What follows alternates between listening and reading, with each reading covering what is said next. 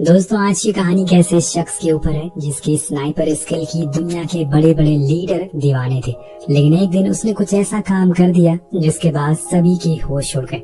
पर आखिर उसने ऐसा किया क्या? कहानी शुरू होती है, जगह है सीरिया, जहां हम कुछ आतंकवादियों को देखते हैं जिन्होंने 7 अमेरिकन रिपोर्टर को बंदी बना लिया है और वो आज उन्हें मारने वाले हैं। लेकिन ये खबर अमेरिका को लग गई है और इसीलिए उन्होंने उसी जगह पर अपने कुछ होनहार स्नाइपर पहले से बैठा रखे हैं। अब वो ग्रुप सभी का वीडियो रिकॉर्ड करता है पहले, जिसके बाद वो एक बच्चे को बुलाते हैं और उन सभी को मारने के लिए। लेकिन तभी एक सोल्जर मिलर एमिंग करना शुरू कर देता है, पर बच्चे को देखकर वो रुक जाता है और बकेट को कहता है कि तुम शूट करो। लेकिन उसका निशाना भी चूक जाता है उस बच्चे की वजह से, क्योंकि वो किसी मासूम को मारना नहीं चाहता था। और इसी चक्कर में वो आतंकवादी चौकन्ना हो जाते हैं और एक रिपोर्टर को मार देते हैं। पर तब तक बेस से हेलीकॉप्टर को भेजा जाता है, जो कुछ ही पलों में वहां पहुंच जाता है और अंधाधुंध गोलियां बरसाना शुरू कर देता है, जिससे एक एक करके सभी आतंकवादी मारे जाते हैं। पर एक आतंकवादी बच्चे को लेकर भागने लगता है कार से। लेकिन ये अमेरिकन के लिए एक बाएं हाथ का खेल था। वो अपना एक ड्रोन उसके पीछे लगा देते हैं और कुछ ही देर में वो उस कार को पूरी तरह से उड़ा देता है, जिससे ये पूरा मिशन सक्सेसफुल होता है। वो उन रिपोर्टर को भी बचा लेते हैं और आखिर में मिलर बकेट को आकर समझाता है कि अगर हमें ऑर्डर मिले हैं तो हमें गोली चलानी पड़ती है, चाहे सामने कोई भी हो। वो माफी मांगता है और कहता है कि आगे से ऐसा कुछ नहीं होगा। अब सीन शिफ्ट होकर पहुंचता है इस्तांबुल, जहां पर हम सारे स्नाइपर टीम के मेंबर को पार्टी करते हुए देखते हैं। लेकिन बकेट वहां से उठकर बाहर आ जाता है और लड़की से मिलता है। उस लड़की को बकेट के बारे में सब कुछ पता था, लेकिन कैसे ये तो उसे भी नहीं पता था। लेकिन वो लड़की उसे उसके पिछले मिशन के लिए कांग्रेचुलेट करती है। इसी दौरान हम दूसरी एक स्नाइपर को देखते हैं जो टर्की की सबसे ऊंची जगह पर जाकर अपना सेटअप करता है, और वो एम किसी और पे नहीं बल्कि बकेट पर ही लगा रहा था। मतलब वो उसे मारने के लिए तैयार बैठा है। लेकिन सही समय पर वहाँ ब्रेडल नाम का आदमी आता है जो स्नाइपर को मार देता है और इससे बकेट की जान जाते जाते बचती है। पर आखिर वो शख्स बकेट को क्यों मारना चाहता है, यही जानने के लिए ब्रेडवेल फौरन उसी समय बकेट को कॉल करता है और उससे मिलने के लिए बुलाता है। वो उसे बताता है कि तुम्हें ऐसे खुले में नहीं घूमना चाहिए, क्योंकि मैंने अभी एक अनजान शख्स को मारा है, वो तुम पर एम करके बैठा था। अब ये बात उसे हैरान कर देती है। इसके बाद वो उसे पिछले मिशन के बारे में पूछता है कि वहाँ क्या हुआ था।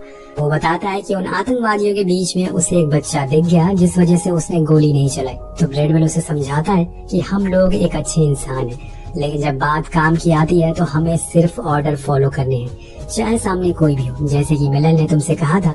इसके बाद अब सभी एक बार फिर से असेंबल होते हैं, क्योंकि इन्हें जनरल ने बुलाया है इनको अगले मिशन पर भेजने के लिए, जहाँ पर हम उस लड़की को भी देखते हैं जिससे हमें कुछ देर पहले बकेट के साथ रेस्टोरेंट के बाहर देखा था। तो वो लड़की असल में दोस्तों मिशन की इंचार्ज होती है और उसके अंडर ही ये लोग काम करने वाले हैं। इनका अगला मिशन है एक ऑयल रिफाइनरी को आतंकवादियों के ग्रुप से कंट्रोल से छुड़वाना और उसके ओनर को रेस्क्यू करना। अब ये कैसे करेंगे ये आपको कुछ ही देर में पता चल जाएगा। पूरी टीम जॉर्जिया पहुंचती है, जहां पर उन्हें उसी ऑयल फैक्ट्री के इर्द गिर्द रहना है और उसका मालिक, जिसका नाम किलियन है, किसी भी हालत में उसे प्रोटेक्ट करना है। अब स्लैटर, जो कि इनका इंचार्ज है, सभी को प्लान समझाती है। वो और उसकी टीम बेस पर ही रहेंगे और ड्रोन से उन सभी के ऊपर नजर रखेंगे और तुम लोगों को किलियन को प्रोटेक्ट करना है। अगर हमें ऐसा नहीं किया तो आतंकवादी उस ऑयल फैक्ट्री के आसपास रहकर मासूम लोगों को मारते रहेंगे और फैक्ट्री को पूरी तरह से कंट्रोल कर लेंगे, जिससे कि वो और तबाही मचा सकते हैं। अब इसी बीच हम किलियन को देखते हैं जो अपनी सिक्योरिटी के साथ फैक्ट्री जा रहा था। लेकिन उसी दौरान बकेट की टीम को दूर एक फ्लैश लाइट दिखती है और उसी समय आकर एक गोली किलियन के आगे वाले गार्ड को लगती है, जिससे कि उनकी कार पलट जाती है और कोई लगातार इन पर स्नाइपर से गोलियां चला रहा था। सभी गार्ड फौरन बाहर आते हैं और किलियन को प्रोटेक्ट करने लगते हैं। पर गाजा, जो कि आतंकवादियों का हेड है, वो अपने स्नाइपर के साथ एक सेफ जगह पर बैठा हुआ था और वो अब लगातार शूट कर रहा था और उसे देखकर ऐसा लग रहा था कि जैसे उन सभी को बकेट के और उसके लोगों की लोकेशन के बारे में पहले से ही मालूम है। इसलिए वो अंधाधुंध गोलियां बरसाना शुरू करते हैं, जिसमें इनके एक साथी भी मारा जाता है। इतनी देर में बकेट बेस पर इस चीज की जानकारी दे देता है। वो फौरन उस जगह एक ड्रोन भेजते हैं जो उस जगह को पूरी तरह से तबाह कर देता है और तब जाकर गोलीबारी बंद होती है। कुछ समय के बाद सभी लोग उस जगह पर जाते हैं, लेकिन वहाँ कोई भी लाश नहीं थी, जिससे उन्हें लगता है कि शायद दुश्मन भाग गए। लेकिन उनका एक साथी इसमें मारा जाता है और वो किलियन को भी बचा लेते, लेकिन उसकी हालत बहुत खराब हो गई थी। अब बेस पर आने पर बकेट कमांडर के ऊपर बहुत गुस्सा हो जाता है और उससे कहता है कि आपने हमें पूरी जानकारी नहीं दी थी।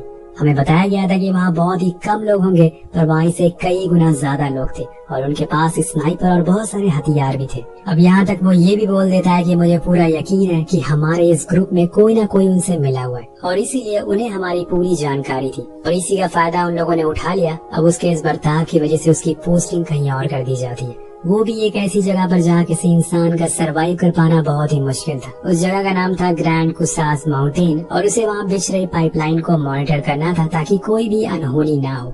वहीं उसे एक साजिद नाम का लोकल आदमी मिलता है जो उसे पहाड़ की ऊंचाई पर ले जाता है जहाँ एक लोकल बार था।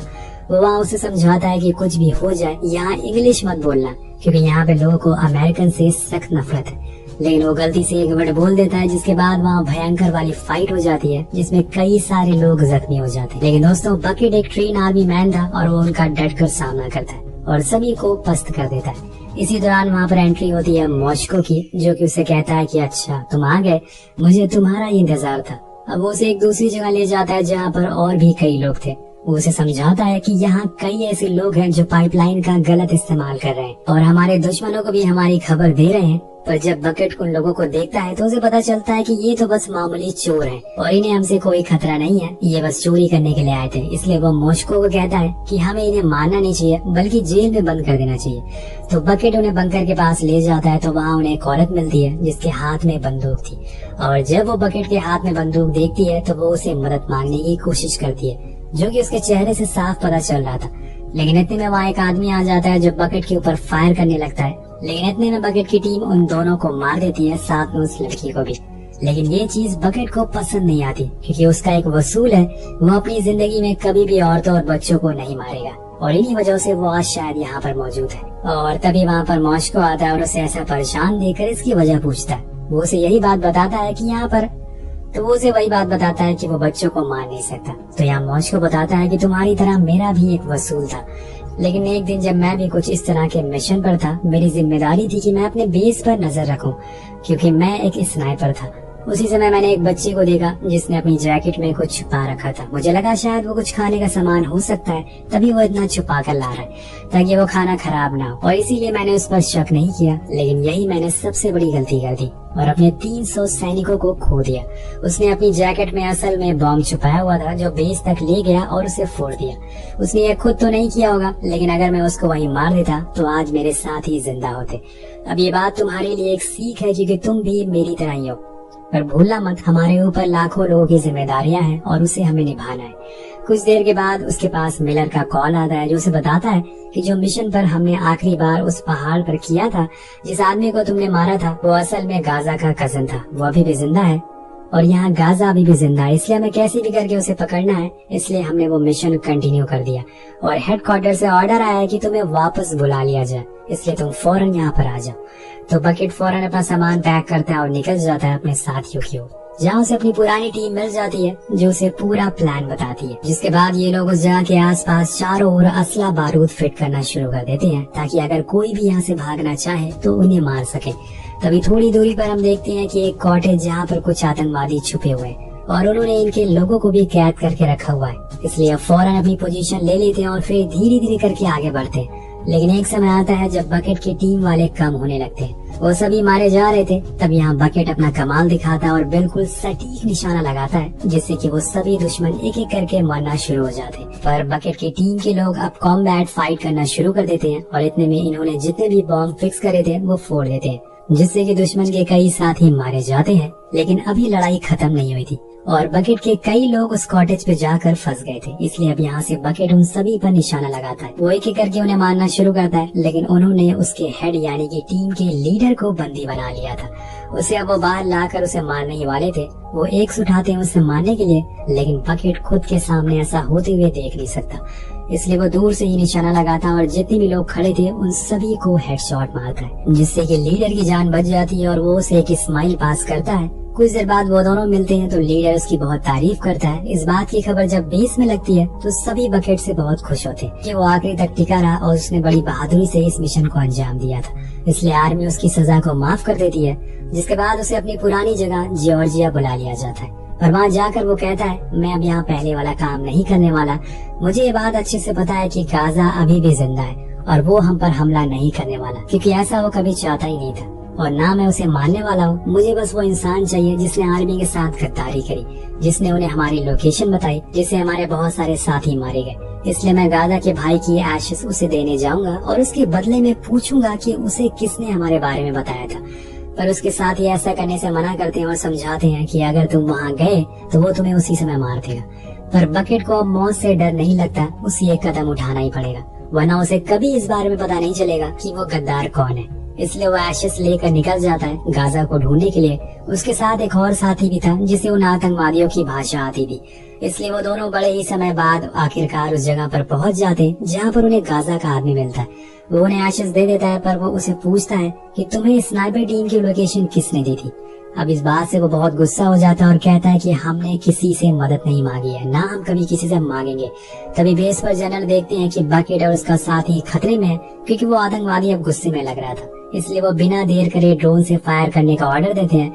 उधर पहाड़ी पर गाजा कहता है कि आज मैं तुम्हें नहीं मारूंगा, लेकिन ये मत भूलना कि अगर तुम मेरे काम में टांग अड़ाओगे तो मैं सबसे पहले तुम्हें ही मारूंगा। तभी दोस्तों मिसाइल आती है, लेकिन इन दोनों की किस्मत अच्छी होती है, ये बच जाते हैं। लेकिन अभी भी कोई जानकारी नहीं थी कि गाजा इस हमले में जिंदा था या फिर मारा गया था। बेस पर आते ही बकेट के ऊपर सभी लोग बहुत गुस्सा होते हैं और उसे कहते हैं तुम्हें पता था ना वहाँ पर खतरा है, तुम वहाँ पर क्यों गए। तो वो उन्हें बताता है कि मैंने वहाँ पर एक आदमी के हाथों में एक सैटेलाइट फोन देखा, उसी की वजह से वो उन्हें उस दिन हमारी सारी बातें सुन रहा था और हमारी सारी लोकेशन के बारे में भी उन्हें पता चल गया था। इसलिए हमें और होशियार रहना पड़ेगा। इतने में उनके पास जनरल का कॉल आता है। जब ये लोग उन्हें ये चीज बताते हैं तो उन्हें बिल्कुल यकीन ही नहीं होता कि उनकी टेक्नोलॉजी वो कैसे ब्रीच कर सकते हैं वो लोग। आखिर ये सब कैसे हुआ, उनके पास वो सैटेलाइट डिवाइस कैसे आया, ये इतना एडवांस चीज कैसे उनके हाथ लग गई जिससे कि उन्हें ड्रोन का भी लोकेशन पता चल जाती थी। अब वो सभी को चौकन्ना रहने को कहते हैं, आगे जंग के लिए तैयार होने के लिए बोलते हैं, क्योंकि समय आ गया है जब उन्हें गाजा का मुंह तोड़ जवाब देना है। लेकिन जिस जगह पर वो इस समय रह रहे हैं वो चारों ओर पूरी तरह से फोर्स से घिरा हुआ है और उसके ही गार्ड्स खड़े हुए हैं, इसलिए उन्हें चालाकी से आगे बढ़ना पड़ेगा। सभी स्नाइपर अपनी अपनी जगह ले लेते हैं, पर यहाँ गाजा के स्नाइपर भी इनके ऊपर नजर टिकाए हुए थे। वो लोग देखते हैं कि पैदल सैनिकों की एक टुकड़ी उनकी ओर बढ़ रही है, इसलिए वो उनके एक सैनिक को मार गिराते हैं ताकि उनका ध्यान भटक सके। लेकिन इतने में आर्मी के स्नाइपर को उसकी लोकेशन के बारे में पता चल जाता है। वो गोली चलाए कि उससे पहले ही वो स्नाइपर भी गोली चला देता है, जो जाकर उसके कंधे पर लगती है और वो वहीं गिर जाता है। उसके साथ ही उसकी मदद करते हैं। अब यहाँ गाजा के लोग उन पर भारी पड़ रहे थे, तो वो मिनटों में उनकी लोकेशन को ट्रैक कर लेते हैं। उधर हेडक्वार्टर से ड्रोन उड़ाया जाता और उससे ही लोगों पर नजर रखी जाती है। तभी इसी दौरान जख्मी स्नाइपर के पास बकेट और उसका साथी आकर उससे कहते हैं कि अपनी वेस्ट उतार दो, जितने भी तुम्हारे पास डिवाइसेस हैं उन्हें फेंक दो, क्योंकि उसके अंदर जीपीएस लगा हुआ है और उसी से ही वो हमें ट्रैक कर रहे हैं, क्योंकि जीपीएस कॉम्प्रोमाइज हो गया है। सभी उसकी बात मानते हैं और सारे डिवाइस को फेंक देते हैं, जिसके बाद एक एक करके पैदल सैनिक उस जगह पर पहुंचते हैं जहां से आतंकवादी फायर कर रहे थे। लेकिन वहां पर उन्हें कोई भी नहीं मिलता। तभी वहां स्लैटर भी आ जाता। इसके कुछ ही देर बाद जनरल भी आ जाते हैं, जिसे बकेट बताता है कि ये असल में एक ट्रैप था, वो लोग कुछ बहुत ही बड़ा करने वाले हैं। तो जनरल कहते हैं कि अब वो कुछ भी करें, हमें बस उन्हें खत्म करना है। इसलिए वो अपनी और फोर्सेस को यहाँ पर बुला लेते हैं और पता लगाने को कहते हैं कि आखिर वो लोग करने क्या वाले हैं। अब सैटेलाइट की मदद से पता चलता है कि उन आतंकवादियों की कार की लोकेशन अब उनके हेडक्वार्टर की ओर बढ़ रही है, जो असल में किलियन की ऑयल फैक्ट्री है। अब वो उस पर किसी भी कीमत पर कंट्रोल करना चाहते हैं, लेकिन बकेट उन्हें ऐसा करने नहीं देगा। इन लोगों के पहुंचने से पहले ही लेकिन वहां पर आतंकवादी पहुंच जाते हैं और पूरे हेडक्वार्टर को बर्बाद करना शुरू कर देते हैं। जितने भी गार्ड थे वो उन्हें मार देते हैं और इसमें टीम के इंचार्ज और यहाँ पर जनरल भी मौजूद थे। यहाँ पर सभी लोगों की जान खतरे में आ चुकी थी, क्योंकि गाजा के लोग तेजी से आगे बढ़ रहे थे।